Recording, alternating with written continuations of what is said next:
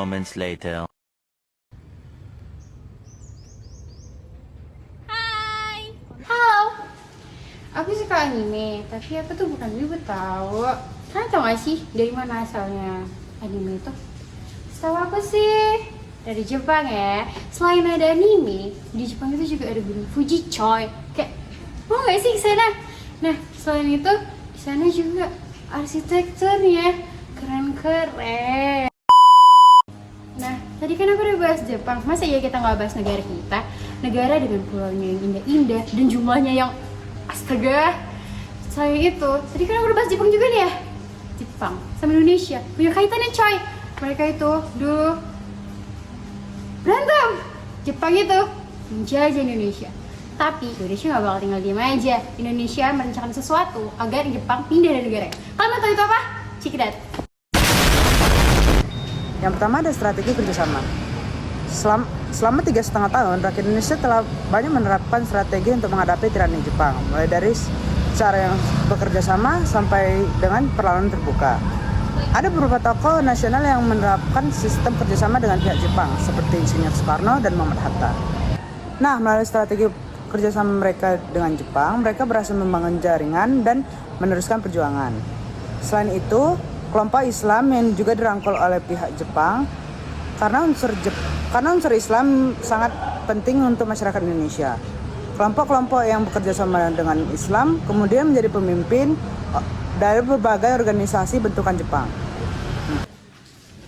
Ya, pada awalnya para tokoh nasional tersebut dimanfaatkan oleh Jepang untuk menarik simpati rakyat Indonesia.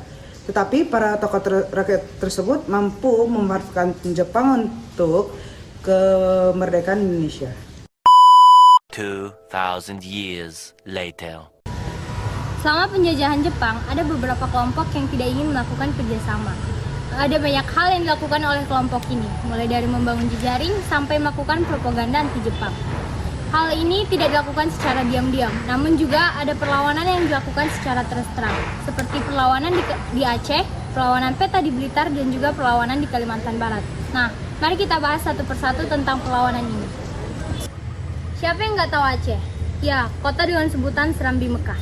Yang harus kalian tahu adalah, dulu ada perlawanan di Aceh. Perlawanan yang dilatar belakangi oleh alasan agama. Tokoh yang berperan dalam perlawanan ini adalah seorang ulama muda, Tengku Abdul Jalil. Ia menyamakan Jepang dengan setan-setan yang merusak ajaran agama Islam. Ia juga menentang kewajiban melaksanakan sekre yang dianggapnya mengubah arah kiblat ke matahari. Pada 10 November 1942, pasukan Jepang dikerahkan dari Biren ke Chot Pile. Pasukan yang dilengkapi dengan senapan, mesin berat, mortar, dan jenis senjata api lainnya ini dihadapi oleh murid-murid Abdul Jalil yang umumnya menggunakan senjata tradisional.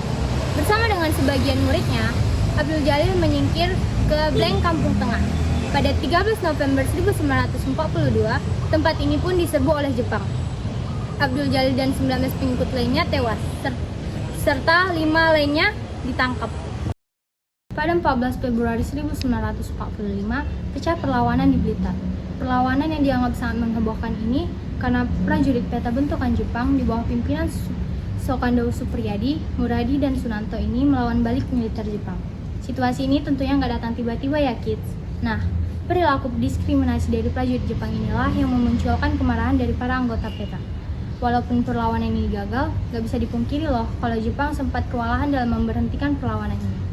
Dari 421 anggota peta yang terlibat, 78 diantaranya dihukum berat. Muradi dan Sunanto dihukum mati pada tanggal 16 April 1945.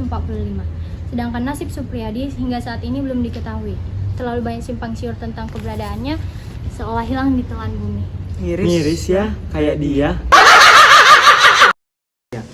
Sebelum kita bahas, ada yang udah tahu belum apa itu BPUPK? Ada, BPUPK kan? Nah, BPUPK yaitu Badan Penyelidik Usaha Persiapan Kemerdekaan Indonesia yang dibentuk pada tanggal 28 Februari tahun 1945 oleh pemerintah Hindia Belanda di bawah kepemimpinan Jepang. Badan ini juga bertujuan untuk menyelidik usaha-usaha persiapan kemerdekaan Indonesia.